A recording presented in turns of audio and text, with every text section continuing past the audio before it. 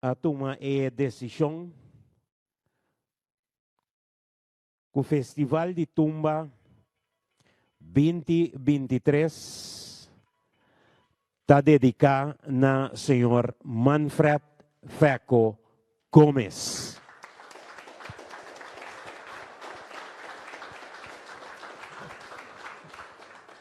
O Festival de Tumba não está dedicado a Feco Gomes para você bailar tumba bom.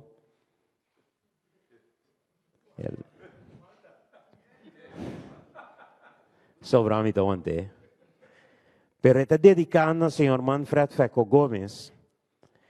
Passou Sr. Manfred Feco Gomes seu historial para a organização do Festival de Tumba está sumamente impressionante.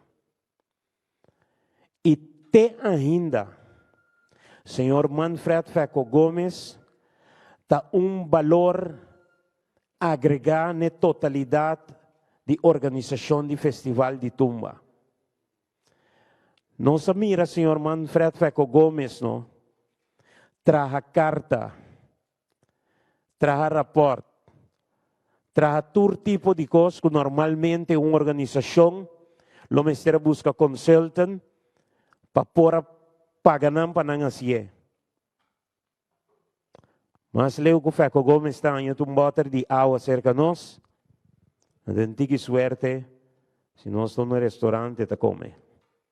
Pero está assim de seu coração para a associação de músicos que está liderar.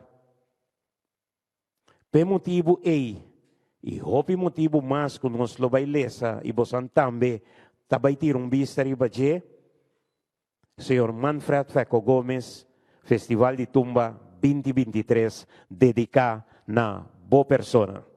Lagang bisis niki mas sapatia basta. Ora sharing ko rafa neite, rignal maduro que dapat bisami e minha família também. O me fico aceitar honor aqui. Então lagang pon aqui. Me aceitei na nome de Bosantur.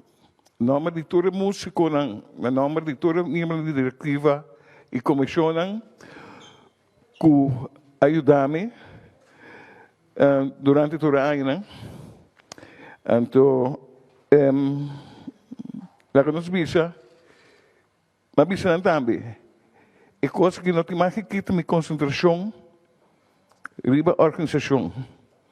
Dus portanto, mirami, kana vai bem, assim me trabalho normal, me também sinta inteira noite, não.